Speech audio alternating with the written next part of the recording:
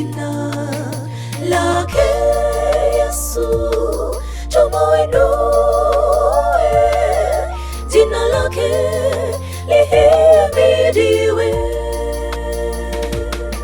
Maana neno la Mungu li hai, tena lina nguvu, lina ukali